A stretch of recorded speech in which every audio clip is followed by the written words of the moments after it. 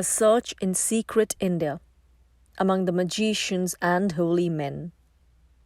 Space and time, those defiant enemies of man, hurry this pen again.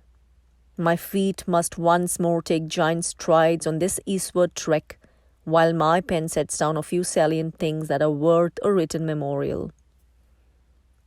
It is true that the fakir of a few tricks, the magician of the streets, holds for me, as for everyone else, a natural interest.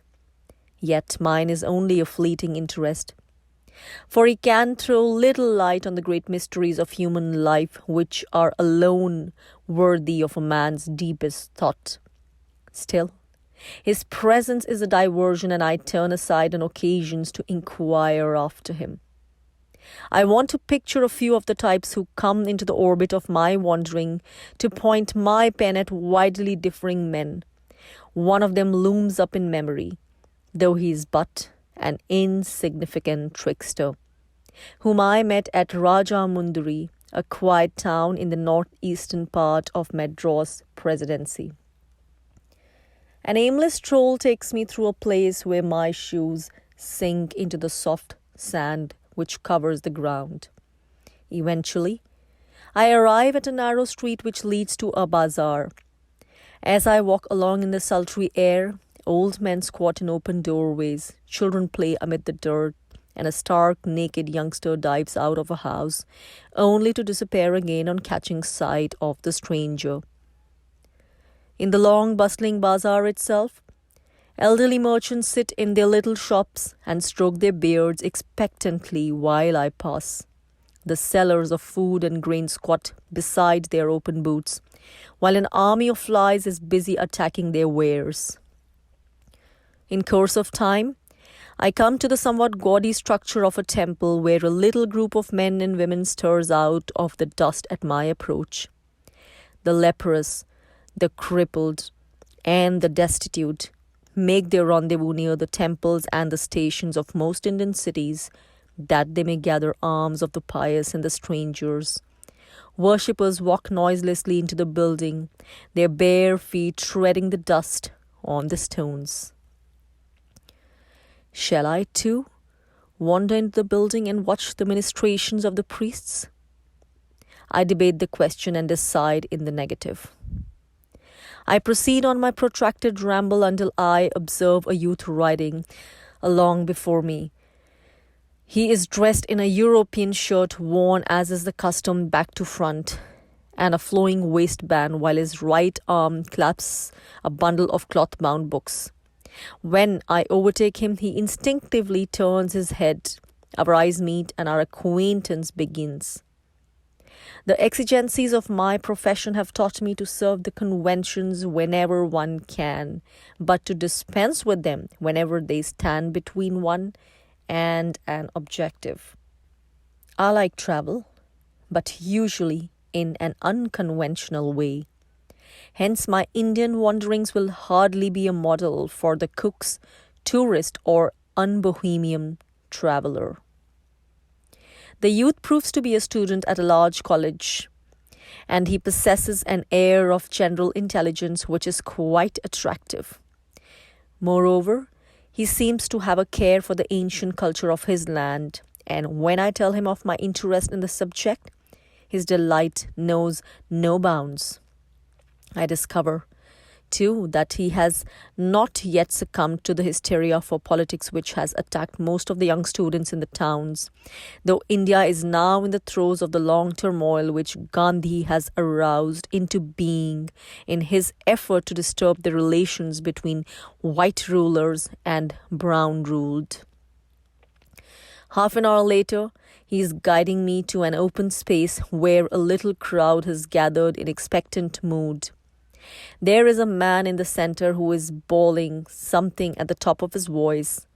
The youth informs me that this loud declaration consists mainly of a list of wonderful yogic powers, which the man claims to possess. The self-proclaimed yogi is powerfully built. He has an elongated head, thick-set shoulders, and an abdomen which has begun to bulge through the piece of cotton cloth wrapped around his loins, which constitutes part of his dress. For the rest, he wears a long loose white robe.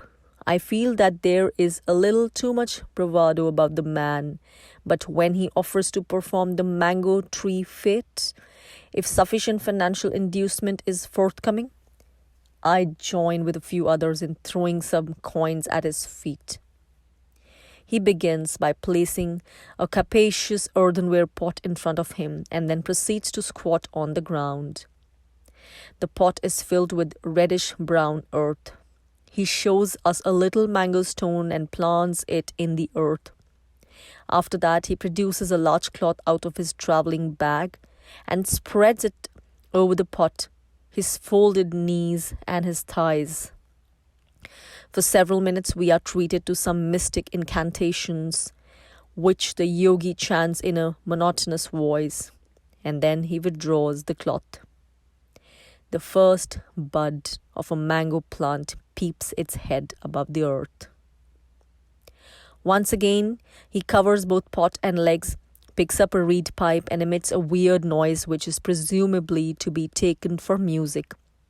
After some more minutes, he takes up the cloth to show us that the little plant has grown a few inches higher. This procedure of covering and uncovering, with due intervals of pipe music, is repeated until a small mango bush has emerged from the earth. It is about 9 or 10 inches high.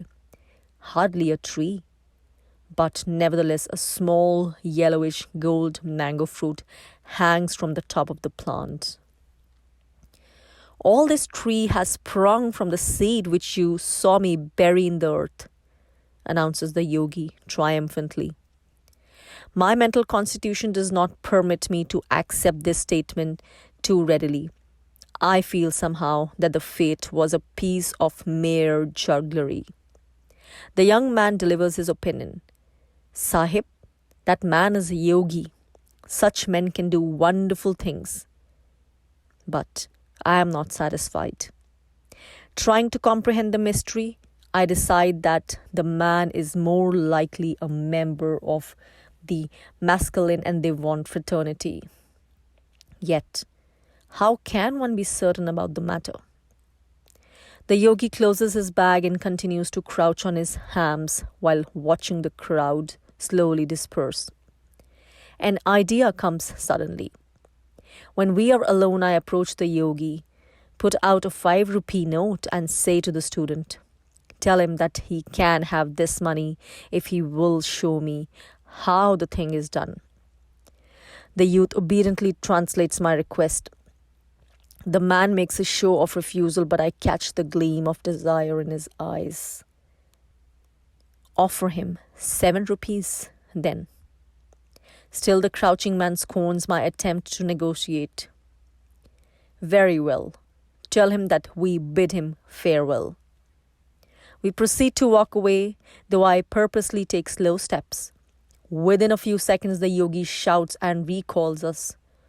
If the Sahib will give 100 rupees, the yogi promises to tell all. No, 7, or he can keep his secret. Come. Once again we move away. Soon there is another shout. We return. The yogi says he will accept the 7 rupees. And the explanation duly comes forth. The man opens his travelling bag and produces the paraphernalia with which his mystifying fate has been performed. It consists of a mango stone in bud and 3 slips of mango plant, each longer than the previous one. He compresses the shortest slip into a mussel shell. The plant bends around into this cramping position. The shell is closed and buried in the earth. To produce the first bud, the man has only to dig his fingers into the earth and remove the lid of the shell, when the plant will once more stand erect. The longer slips of plant are hidden within his cotton waist wrap. During the intervals of waiting, chanting, and music making, He raises the cloth cover once or twice to see how the growth is proceeding, without, however, permitting anyone else to do the same. Under cover of these movements, he deftly takes a longer slip from his waistcloth, plants it in the earth, removes the shorter plant, and replaces it in his desk. Thus, the illusion of a growing plant is created. I walk away a little wiser, it's true, but I begin to wonder whether my last illusions about these yogis will fall from me like bronze leaves rustled off the trees in autumn. And then, I remember the warning given me by Brahma, the yogi of the Adya river, that fakirs of a low order and pseudo-yogis give performances in the streets that are nothing but conjuring feats. Such men bring the name of yogi into discredit with the younger people and educated classes, he has informed me. This man who makes mangoes grow in less than half an hour is no real yogi. He is a pretender. Nevertheless, the fakirs who practice a true magic do exist. One comes to me during a halt at Berhampur, while I go a second at Puri. In this town of Berhampur, where the old customs and dusty ways of Hindu life refuse to be dislodged, I have taken temporary quarters in a rest house which possesses a widely roofed veranda. One broiling afternoon, I seek refuge from the stifling heat in the pleasant shade of this veranda. From my long chair, I watch the play of sunshine upon the luxuriant foliage of some tropical plants in the garden. There comes the almost silent patter of naked feet, and a rather wild-looking man carrying a small bamboo basket approaches the compound gate. He has long, black, tangled locks, and I notice that his eyes are a little bloodshot. He comes closer, deposits his basket in the dust, and momentarily raises his hands to cover his face as a salute. He addresses me in a mixture of vernacular and faintly recognizable English. I fancy that the vernacular is Telugu, though I am not sure. The accent of his English is so execrable that I am unable to grasp the meaning of more than 3 or 4 words. I retaliate by trying some sentences in English on him, but his command of the language is totally insufficient to enable him to understand me. My command of Telugu, however, is even more insufficient to enable me to understand him. We both discovered this fact after we have attempted utterances which are nothing more than long strings of sound to the other.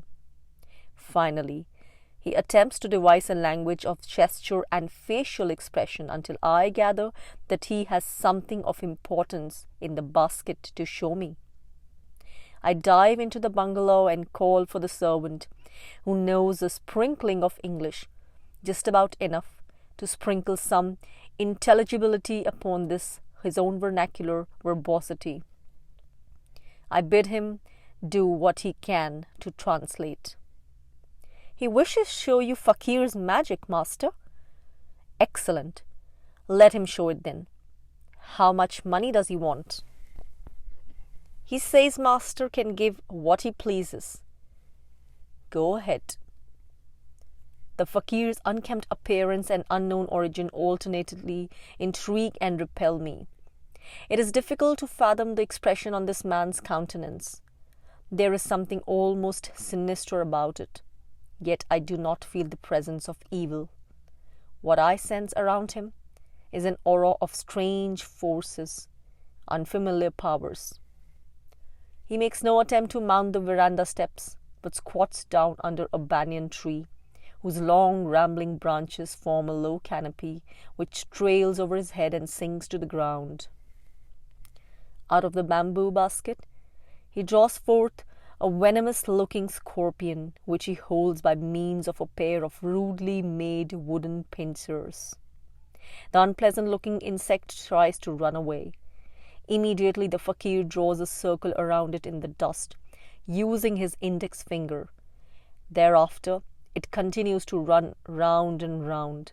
Each time it reaches the circle, it hesitates, as though confronting some visible barrier, and then goes off in another direction. I watch the thing closely in that hard, brilliant, tropical light. After 2 or 3 minutes of this peculiar exhibition, I raise my hand in a gesture of satisfaction, and the fakir replaces the scorpion in his basket, from which he next draws out 2 sharp, thin-pointed iron skewers. He closes his somewhat terrifying reddened eyes and seems to wait for an appropriate moment to perform his next piece of magic.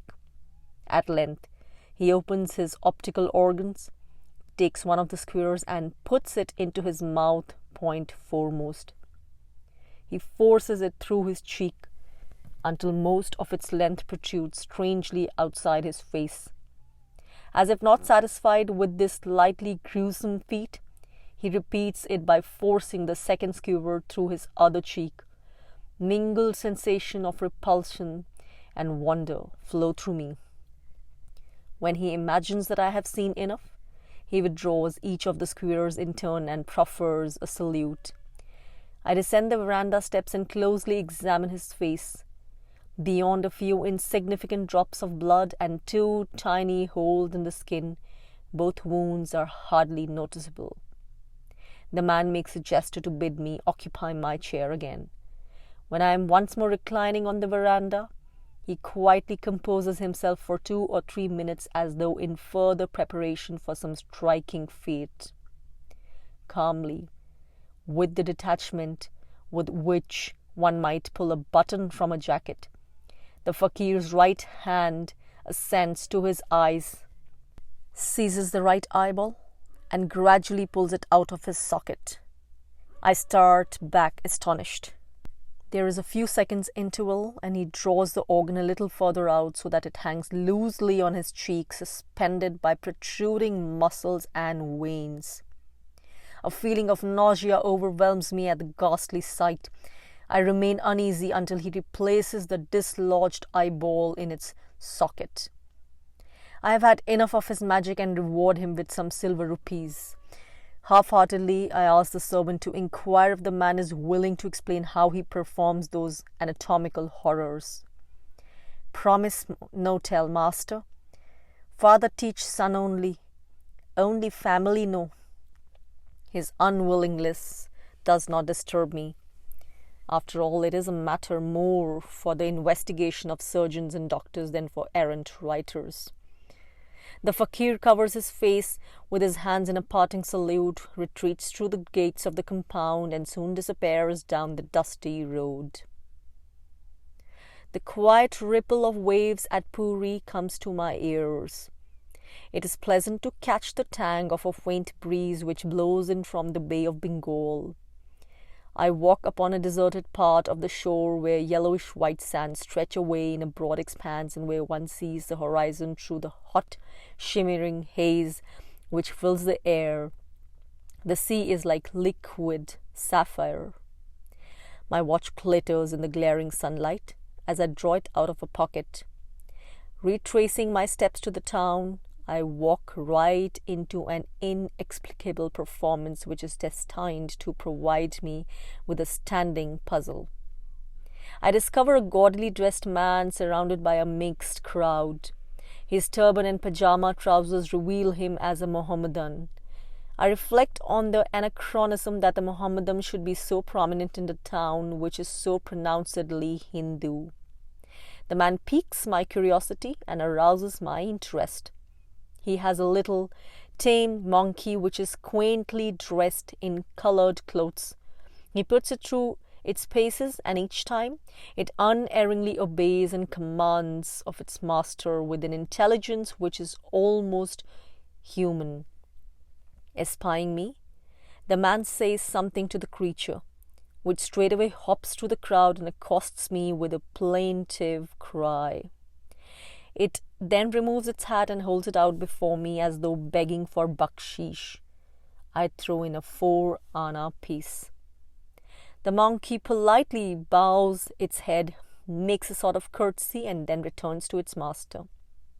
Its next performance is to execute an amazing dance in perfect time to the music pressed out of an old accordion by the man.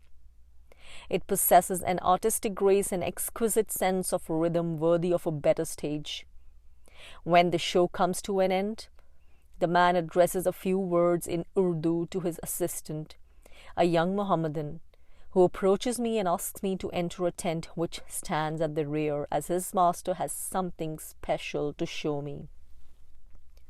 While the youth remains outside to keep back the press of people, I enter the tent with the gaudily dressed man.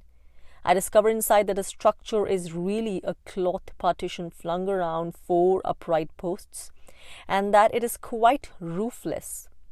One can see, therefore, almost as well inside it as out. A plain, light wooden table occupies the center. The man opens a linen wrap and takes out several tiny dolls, each about 2 inches high. The heads are made of colored wax and the legs of stiff straw shod with flat iron buttons. The man then places the tiny figures on the table so that each one stands quite erect upon its iron buttons. He withdraws about a yard from the table and begins to issue commands in Urdu. Within a minute or two, the dolls commence to stir around the table and then to dance. He waves a short wand, much as an orchestra conductor wields his baton to beat time, and the colored little figures dance away in perfect rhythm with his flourishes. They move all around the table's surface, but carefully avoid falling over the edge. I see this amazing display in full daylight at about 4 o'clock in the afternoon. Suspecting some trick, I move nearer the table and examine it thoroughly, even moving my arms above the figures and below the table in quest of strands of thread, but I can find nothing untoward. Is the man not a mere conjurer, but a fakir of some kind? He then proceeds to indicate by means of signs and words that I should point out different parts of the table. I do so, and on each occasion the dolls mass themselves together and dance in a body towards the precise direction which I indicate. Lastly, he shows me a rupee piece and utters something which I intuitively divine as a request to produce such a coin. I take one out of my pocket and place it on the table. Almost immediately the silver coin commences to dance across the surface towards the fakir. When it reaches the further edge of the table, it falls off and rolls over to his feet, where it suddenly stops. The man picks it up and keeps it, making some courtly salams in acknowledgement. Am I witnessing some remarkable piece of conjuring, or a feat of real yogi magic? My doubts must be clearly writing themselves upon my face, for the fakir calls in his young assistant. The latter asks me whether I wish to see some more of his master's power. I reply in the affirmative, whereupon he hands the old accordion to the fakir and then requests me to place my ring on the table. I take the ring off my finger and obey him. It is the same ring which Brahma, the anchorite of the Adyar river, presented me as a farewell gift. I watch its golden claws and greenish stone, the while the fakir withdraws a few paces away and issues command after command in Urdu. At each word, the ring rises into the air and falls again. The man makes an appropriate gesture with his right hand, synchronously with his commands. His left hand still holds the accordion. Now he begins to play the instrument, and before my astounded gaze, the ring starts to dance upon the table in harmony with the music. The man has not approached it, has not even touched it. I do not know what to make of this remarkable performance. How is it possible to transform so mysterious a piece of inanimate matter and to make it into an object that responds to verbal commands? When the assistant returns my ring, I examine it closely but can find no trace of any mark. Once again, the fakir unwraps his cotton package. This time he draws out a rusty flat iron bar. It is about 2.5 inches long and a half inch in width. He's about to place it on the table, when I intervene and request the assistant to let me examine it. They raise no objection, and I carefully scrutinize it. There are no threads attached to it. I return it and look over the table, but find nothing suspicious. The bar rests on the tabletop. The fakir vigorously rubs the palms of his hands together for about 1 minute. Then he bends his trunk slightly forward and holds his hands a few inches above the iron bar. I watch him attentively. He begins to draw his hands slowly backward, still pointing his fingers towards the bar, when my startled eyes see the rusty object follow him. It moves over the tabletop of its own accord, parallel to the fakir's backward movement. The distance between the man's fingers and the bar is about 5 inches. When his hand hovers above the table's edge, the bar likewise rests there. Once again, I ask to be allowed to examine it. Permission is readily granted. I pick it up immediately, but find nothing wrong. It is just a scrap of old iron. The fakir repeats the same feat with a small steel-handled knife. I reward him liberally for these unusual displays and then endeavor to obtain some explanation of them. The fakir vouchsafes the information that it is usually essential for the object to be made of or to contain iron, because iron possesses a peculiar psychic quality. Now, he has so perfected himself in this art that he can perform the same feat with objects made of gold. I seek in mind for a solution of his secret. Almost at once it occurs to me that a long, thin hair, looped at one end, could catch the bar in its loop and yet remain practically invisible. And then I remember my dancing ring, the fact that the fakir's both hands were occupied with the accordion, and that he stood several paces away. Neither can the assistant be accused of complicity, for he stood outside the tent during the movements of the dolls. However, in order to test the matter still further, I praise the man as being a clever conjurer and juggler. His brow darkens and he vehemently denies being one. "What are you, then?" I press home my inquiry. "I am a true fakir," he answers proudly through the assistant, "a practicer of the art of—" I am unable to catch the last word, which is some Urdu name. I tell him of my interest in these things. "Yes, I observe that even before you reach the crowd," he replies, disconcertingly. "That is why I invited you to this tent." "Indeed?" "Yes. Do not imagine that I am collecting money through greed. It is because I need a certain sum to build a mausoleum for my late master. I have set my heart upon this work, and I shall not rest until it is built." I beg him to tell me a little more about his life. Very reluctantly, he yields to the request. "When I was a boy of 13, I was occupied in taking care of a herd of goats for my father. One day there came to our village a lean ascetic whose thinness was almost terrifying. The bones seemed to be sticking up out of his skin. He asked for a night's food and shelter, which was readily given him by my father, who always treated holy men with respect and regard. However, instead of staying for a single night, his stay extended for more than a year. Such was the liking which our family formed for him, that my father continually pressed him to remain and enjoy our hospitality. He was a wonderful man, and we early discovered that he possessed strange powers. One evening, as we sat our simple meal of rice and vegetables, he looked at me several times very closely, and I wondered why. The following morning he came to the place where I was tending the goats and sat down by my side. "My child," he said, Would you like to become a fakir? I did not have a very clear idea what that sort of life was like, but its freedom and strangeness appealed greatly to me. So I told him that I would be glad to become one. He spoke to my parents and said that he would return when I was 3 years older, and then he would take me away with him. Strangely enough, both my parents died during that time, so that when he came, I was quite free to accompany him.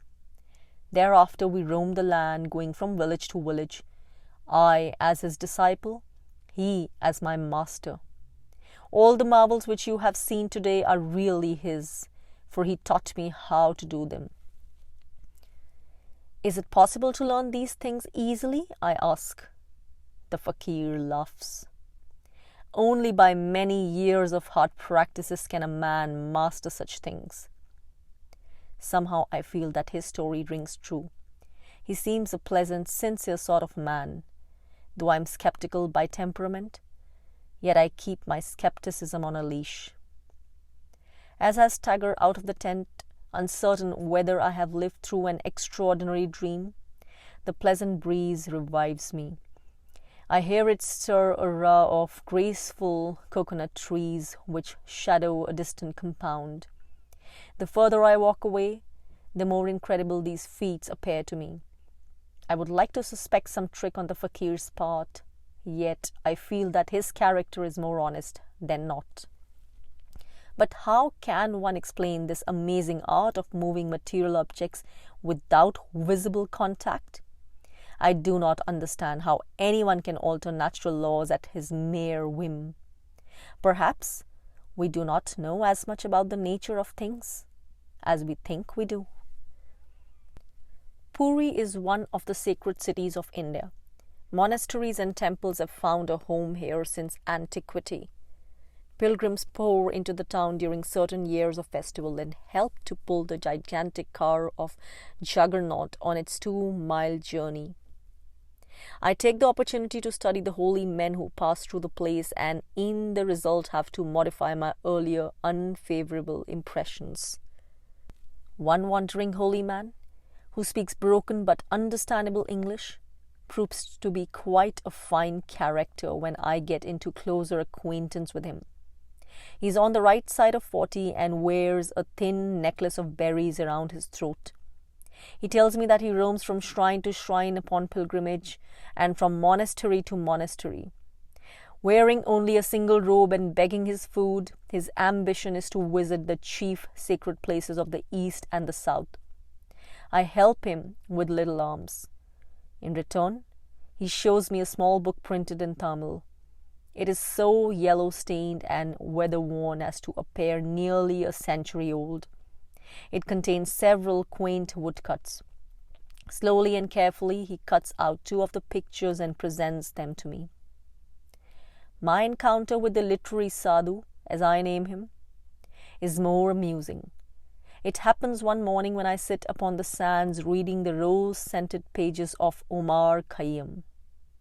The Rubaiyat is a poem which always fascinates me, but since the day when a young Persian writer initiated me into its deeper meaning, I find a 2-fold pleasure in drinking the wine of its quatrains. This delight which the poem holds for me accounts, perhaps, for the fact that I am so absorbed in it as not to notice the figure which walks across the sands towards me. It is only when raising my eyes from the printed pages at last that I see this unexpected visitor squatting on folded legs beside me. He wears a holy man's yellow robe, and on the ground he has placed a walking staff and a small linen bundle. I notice the edges of some books peeping out of the latter. "Pardon me, sir," says the man in excellent English as he introduces himself, "but I too am a student of your literature." He begins to untie the knot of his linen bundle. "Please do not be offended, sir. I could not resist talking to you." "Offended? Not at all," I smile back at him. "You are a tourist?" "Hardly that. But you have not lived long in our country. He persists. I make a nodding assent.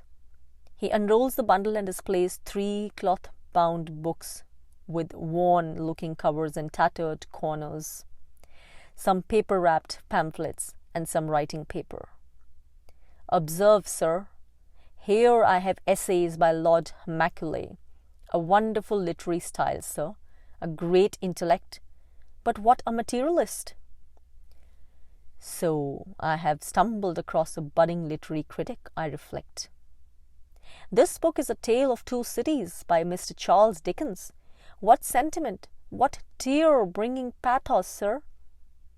After that, the holy man quickly wraps his treasures together and turns to address me once more. If it is not too impertinent, may I inquire the title of the book you are reading, sir?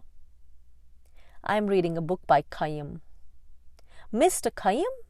I have not heard of him. Is he one of your novelists? I laugh at the question. No, a poet. There is an interval of silence. You are very inquisitive, I remark. Is it alms that you want? I did not come for money, sir, he answers slowly. What I really want, what I hope for, is that you will present me with a book. I am so fond of reading, you see. Yes, you shall have a book. When I return to the bungalow, you may accompany me and I shall find you something slow and eerie and early Victorian that will be sure to please you. My deep gratitude, sir. Wait a moment. Before I give you the present, I want you to tell me something. What is the third book in your bundle? Ah, sir, it is a most uninteresting volume. Quite possibly, but I would like to know its title. It is most unworthy of mention, sir. Do you still want the book I have promised you? The other man becomes a little panic-stricken.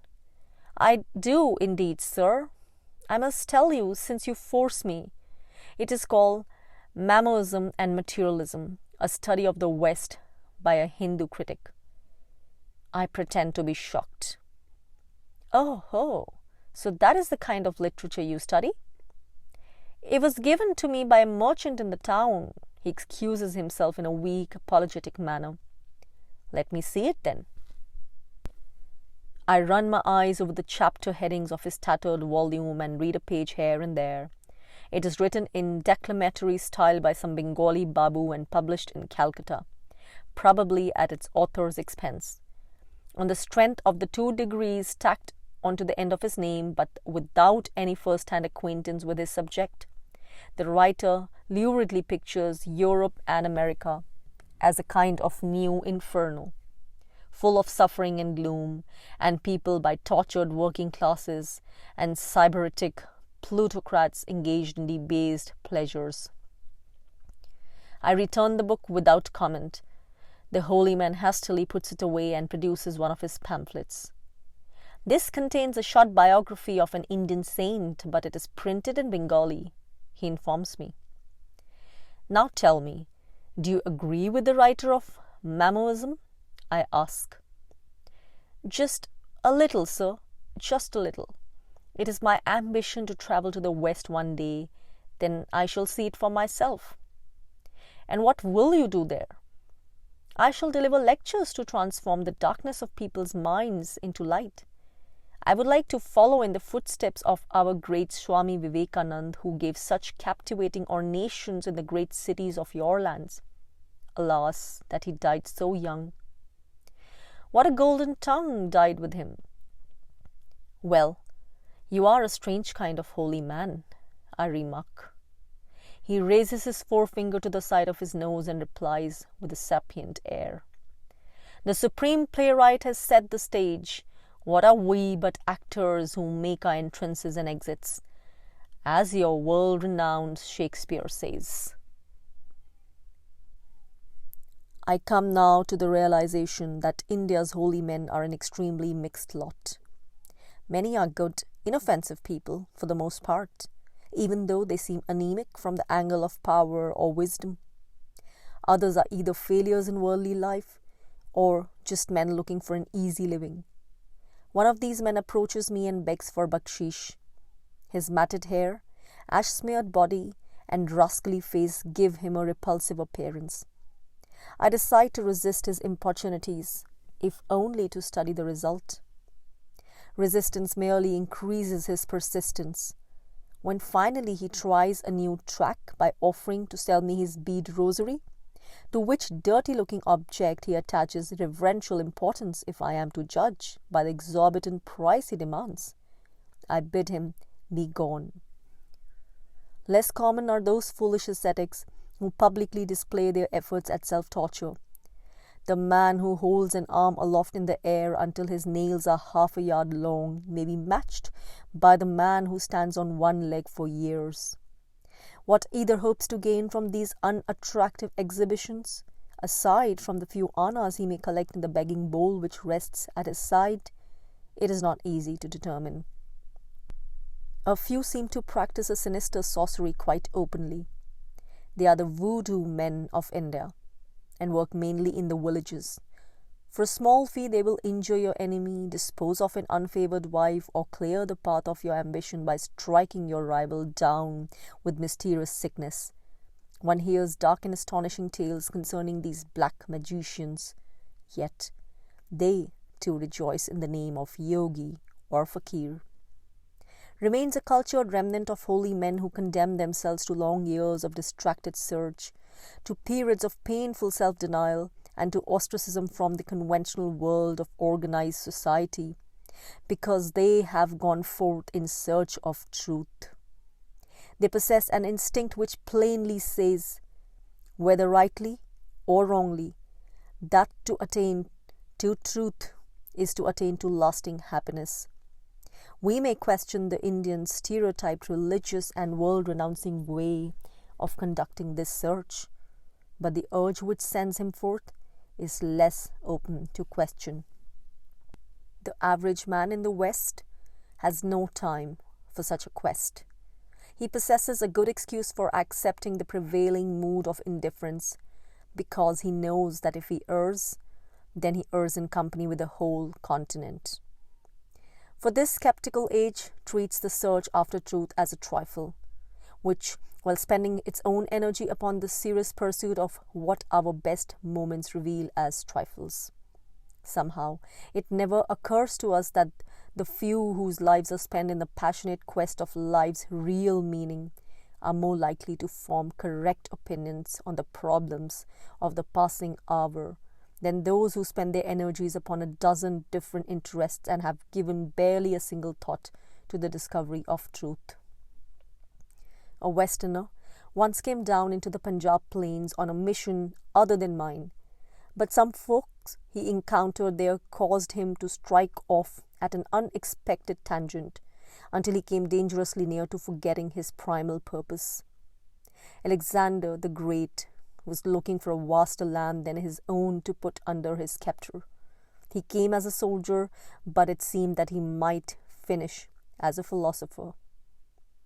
I often speculate about the thoughts which ran through Alexander's brain as he drove his chariot homeward across icy mountains and parched deserts.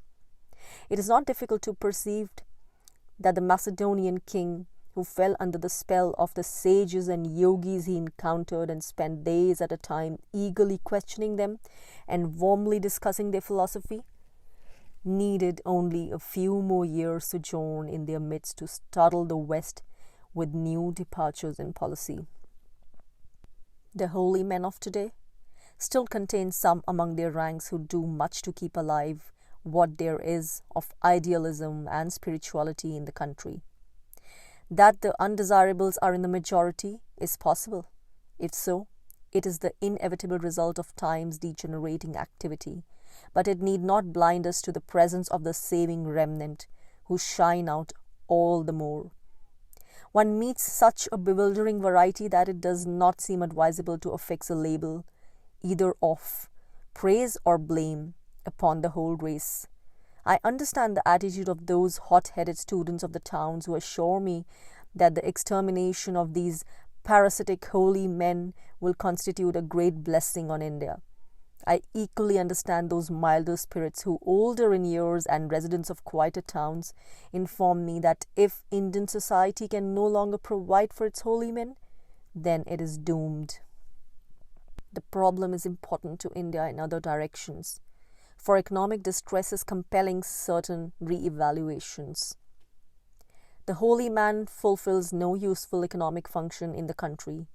Swarms of ignorant and untaught persons wander through the villages and attend the periodic religious fairs in certain cities.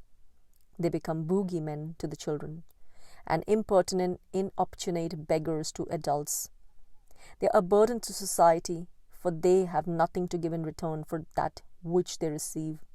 Yet there exist also really noble men who have thrown up good possessions or given away their property in order to go forth and find God.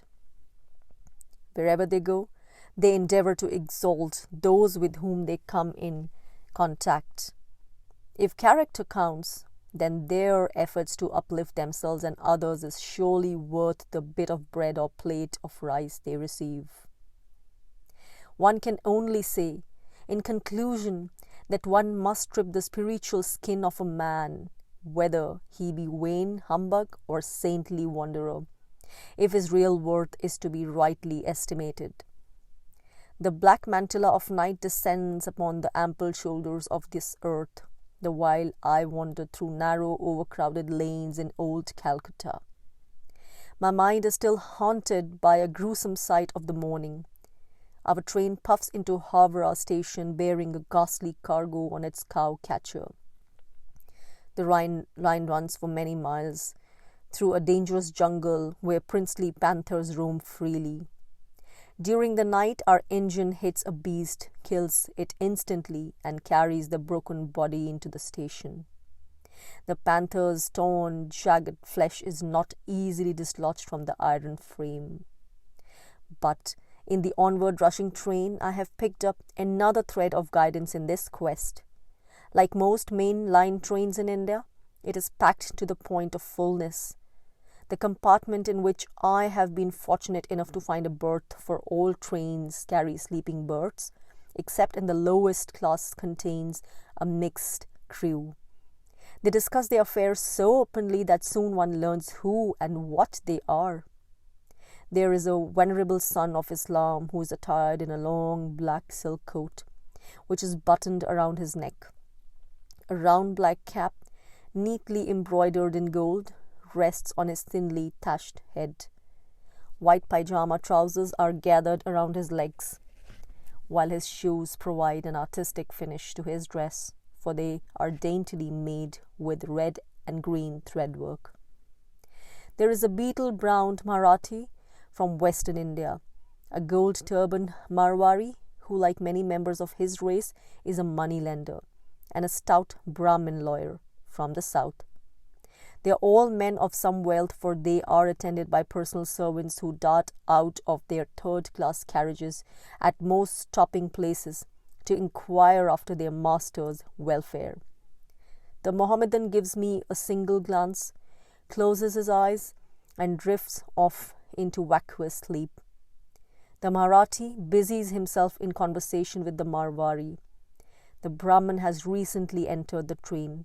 He has yet to settle down. I am in one of my talkative moods, but there is no one to whom I can talk. The invisible barrier between West and East seems to divide me from all the others. I feel cheered. Therefore, when the rubicund Brahmin pulls out a book whose English title, Life of Ramakrishna, I cannot help seeing, so boldly is it printed upon the cover. I seize the bait and bring him into conversation. Has not someone once told me that Ramakrishna was the last of the rishis, those spiritual supermen? Upon this point, I engage my fellow traveller, and he is eager to respond. We ascend the heights of philosophical discussion and descend into talk on the homilier aspects of Indian life. Whenever he mentions the name of the rishi, his voice fills with love and awe, and his eyes light up. The reality of his devotion to this long-past man is indubitable. Within 2 hours, I learned that the Brahmin has a master who is one of the 2 or 3 surviving disciples of the great Ramakrishna himself. This master of his is nearly 80 years old and lives not in some lonely retreat, but in the heart of Calcutta's Indian quarter. Of course, I beg for the address and it is freely given. You will need no introduction other than your own desire to see him, says the lawyer. And so, I am now in Calcutta itself, searching for the house of the Master Mahasaya, the aged disciple of Ramakrishna. Passing through an open courtyard which adjoins the street, I reach a steep flight of steps leading into a large, rambling old house. I climb up a dark stairway and pass through a low door on the top story. I find myself in a small room which opens out onto the flat terraced roof of the house. 2 of its walls are lined with low divans. Save for the lamp and a small pile of books and papers, the room is otherwise bare. A young man enters and bids me wait for the coming of his master, who is on a lower floor. 10 minutes pass. I hear the sound of someone stirring from a room on the floor below out into the stairway. Immediately there is a tingling sensation in my head and the idea suddenly grips me that the man downstairs has fixed his thoughts upon me. I hear the man's footsteps going up the stairs. When at last, for he moves with extreme slowness, he enters the room, I need no one to announce his name. A venerable patriarch has stepped from the pages of the Bible, and a figure from Mosaic times has turned to flesh. This man, with bald head, long white beard, and white moustache, grave countenance, and large reflective eyes, this man whose shoulders are slightly bent with the burden of nearly 80 years of mundane existence, can be none other than the Master Mahasaya. He takes his seat on a divan and then turns his face towards mine. In that grave, sober presence, I realize instantly that there can be no light persiflage, no bandying of wit or humor, no utterance even of the harsh cynicism and dark skepticism which overshadow my soul from time to time. His character, with its commingling of perfect faith in God and nobility of conduct, is written in his appearance for all to see. He addresses me in perfectly accented English. You are welcome here. He bids me come closer and take my seat on the same divan. He holds my hand for a few moments. I deem it expedient to introduce myself and explain the object of my visit. When I have concluded speaking, he presses my hand again in a kindly manner and says, "It is a higher power which has stirred you to come to India, and which is bringing you in contact with the holy men of our land. There is a real purpose behind that, and the future will surely reveal it. Await it patiently. Will you tell me something about your Master Ramakrishna?" Ah, now you raise a subject about which I love best to talk. It is nearly half a century since he left us, but his blessed memory can never leave me. Always it remains fresh and fragrant in my heart. I was 27 when I met him and was constantly in his society for the last 5 years of his life. The result was that I became a changed man. My whole attitude towards life was reversed. Such was the strange influence of this God-man Ramakrishna. He threw a spiritual spell upon all who visited him. He literally charmed them, fascinated them. Even materialistic persons who came to scoff became dumb in his presence. But how can such persons feel reverence for spirituality, a quality in which they do not believe, I interpose, slightly puzzled. The corners of Maharshya's mouth pull up in a half smile. He answers. 2 persons taste red pepper. One does not know its name. Perhaps he has never ever seen it before. The other is well acquainted with it and recognizes it immediately. Will it not taste the same to both? Will not both of them have a burning sensation on the tongue? In the same way, ignorance of Ramakrishna's spiritual greatness did not debar materialistic persons from tasting the radiant influence of spirituality which emanated from him. Then he really was a spiritual Superman. Yes, and in my belief, even more than that, Ramakrishna was a simple man, illiterate and uneducated. He was so illiterate and uneducated that he could not even sign his name, let alone write a letter. He was humble in appearance and humbler still in mode of living.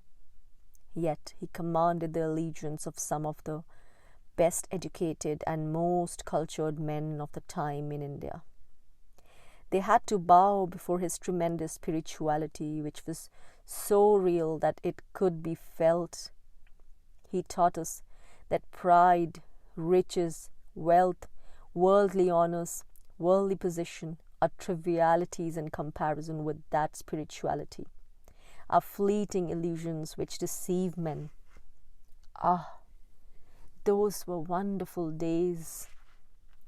Often he would pass into trances of so palpably divine a nature that we who were gathered around him then would feel that he was a god rather than a man. Strangely too, he possessed the power of inducing a similar state in his disciples by means of a single touch. In this state, they could understand the deep mysteries of God by means of direct perception. But let me tell you how he affected me. I had been educated along Western lines. My head was filled with intellectual pride. I had served in Calcutta College as professor of English literature, history, and political economy at different times. Ramakrishna was living in the temple of Dakshineshwar, which is only a few miles up the river from Calcutta. There I found him one unforgettable spring day and listened to his simple expression of spiritual ideas born of his own experience. I made a feeble attempt to argue with him, but soon became tongue-tied in that sacred presence, whose effect on me was too deep for words. Again and again I visited him, unable to stay away from this poor, humble but divine person, until Ramakrishna one day humorously remarked, "A peacock was given a dose of opium at 4 o'clock. The next day, it appeared again exactly at that hour. It was under the spell of opium and came for another dose." That was true, symbolically speaking. I had never enjoyed such blissful experiences as when I was in the presence of Ramakrishna. So can you wonder why I came again and again? And so I became one of his group of intimate disciples, as distinguished from merely occasional visitors. One day, the master said to me, "I can see from the signs of your eyes, brow, and face that you are a yogi. Do all your work then, but keep your mind on God. Wife, children, father, and mother, live with all and serve them as if they are your own. The tortoise swims about in the waters of the lake, but her mind is fixed to where her eggs are laid on the banks. So do all the work of the world, but keep the mind in God."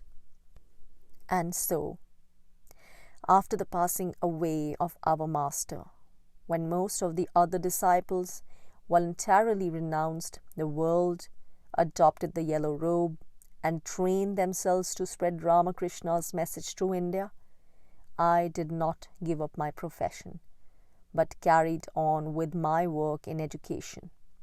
Nevertheless, such was my determination not to be of the world, although I was in it, that on some nights I would retire at dead of night to the open veranda before the Senate House and sleep among the homeless beggars of the city, who usually collected there to spend the night. This used to make me feel, temporarily at least, that I was a man with no possessions.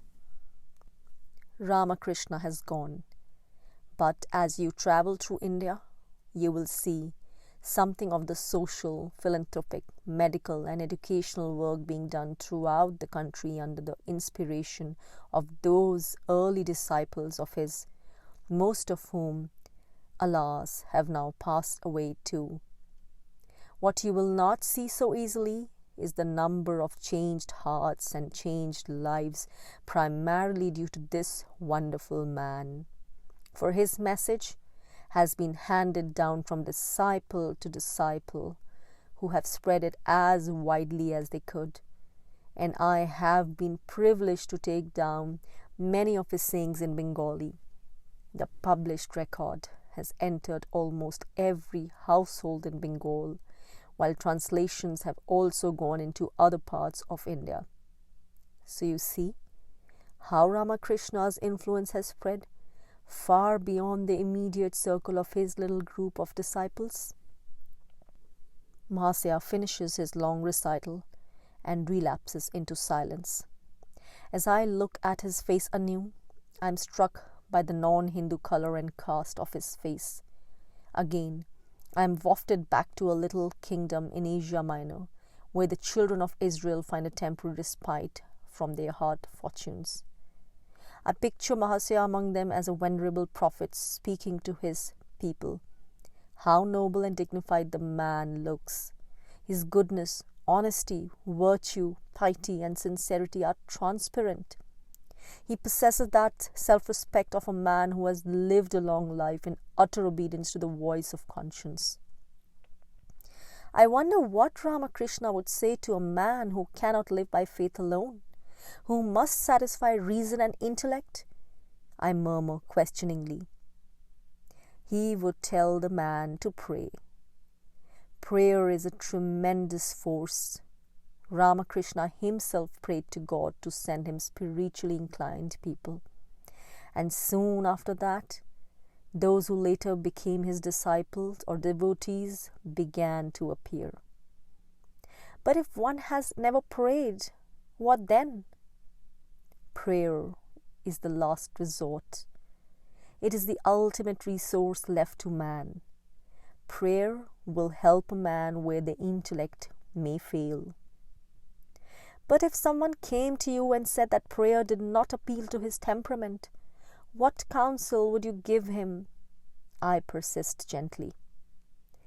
Then let him associate frequently with truly holy men who have had real spiritual experience. Constant contact with them will assist him to bring out his latent spirituality. Higher men turn our minds and wills towards divine objects. Above all, they stimulate an intense longing for the spiritual light. Therefore, the society of such men is very important as the first step. And often it is also the last, as Ramakrishna himself used to say. Thus we discourse of things high and holy, and how man can find no peace save in the eternal good. Throughout the evening, different visitors make their arrival until the modest room is packed with Indians, disciples of the Master Mahasaya. They come nightly and climb the stairs of this 4-storied house to listen intently to every word uttered by their teacher. And for a while, I, too, join them. Night after night I come, less to hear the pious utterances of Mahasaya than to bask in the spiritual sunshine of his presence. The atmosphere around him is tender and beautiful, gentle and loving. He has found some inner peace, and the radiation of it seems palpable. Often I forget his words, but I cannot forget his benignant personality.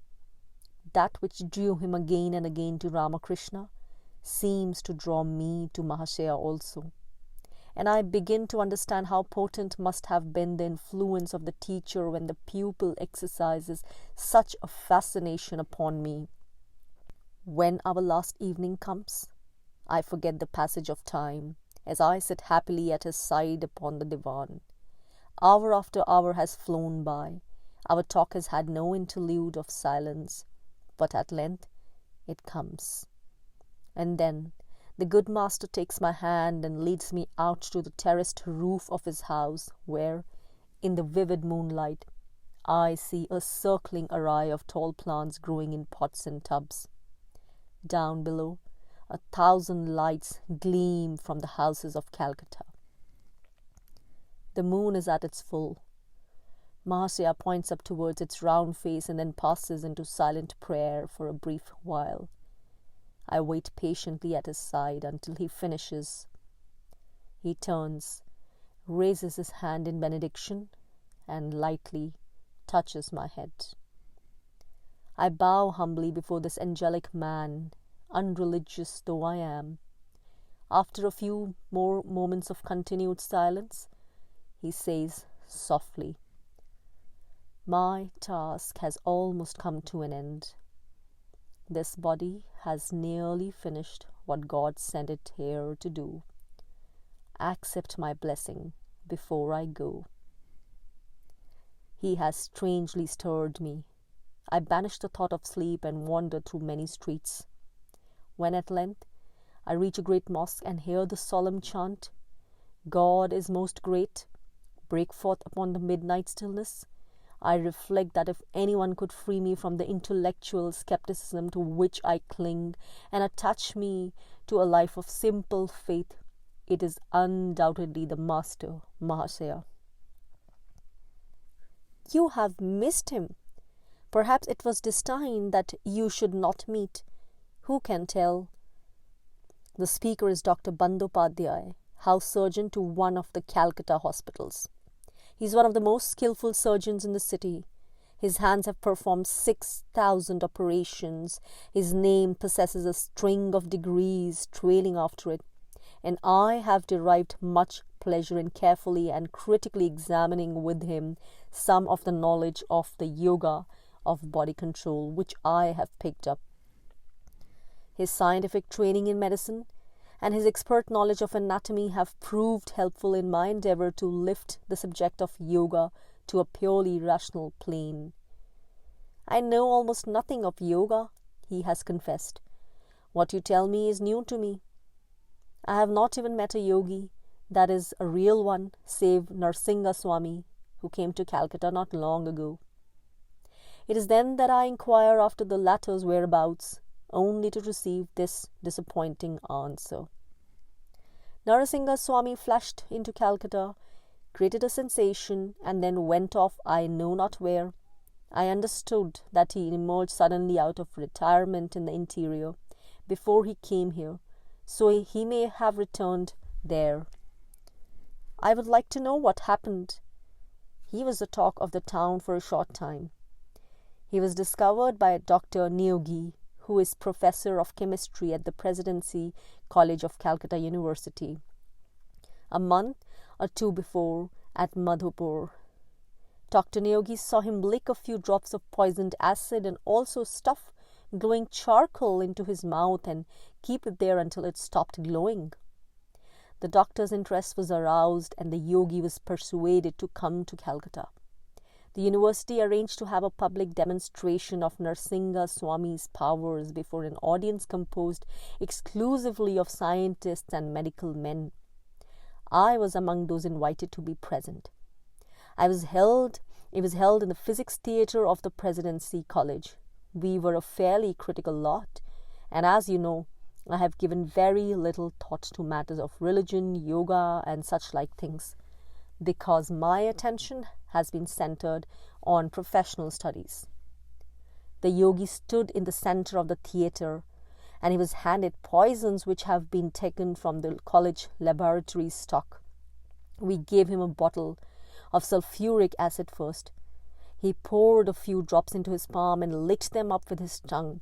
He was then given strong carbolic acid, and he licked that up too. We tried him with that deadly poison, potassium cyanide, but he swallowed it without turning a hair.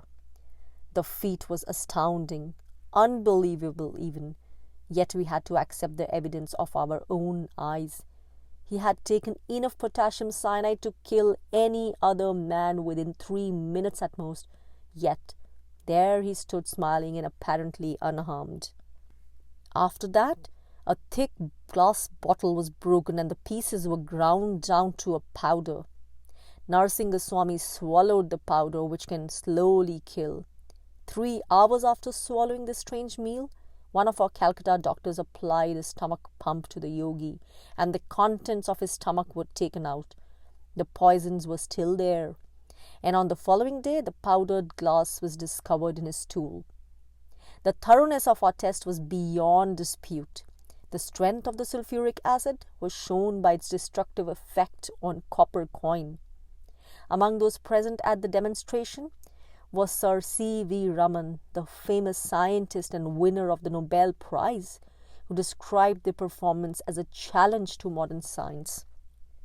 When we asked Narasimha Swami how he was able to take such liberties with his body, he told us that immediately on his return home, he would go into a yoga trance and by an intense concentration of the mind, counteract the deadly effect of the poisons.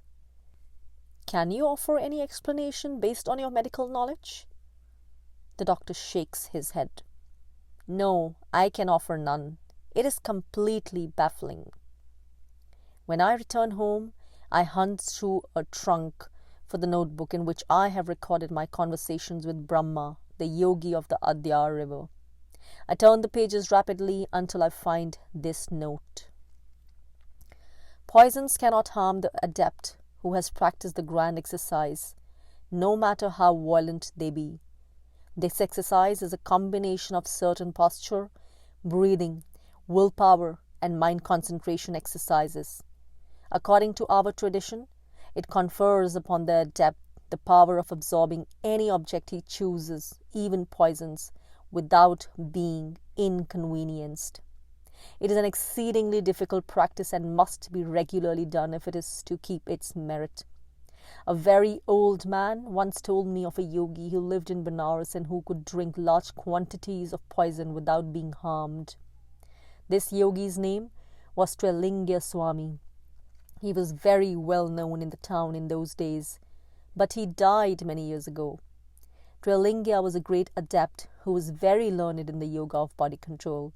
He sat down almost clothless on the banks of the Ganges for years, but no one could hold converse with him because he had imposed a vow of silence upon himself.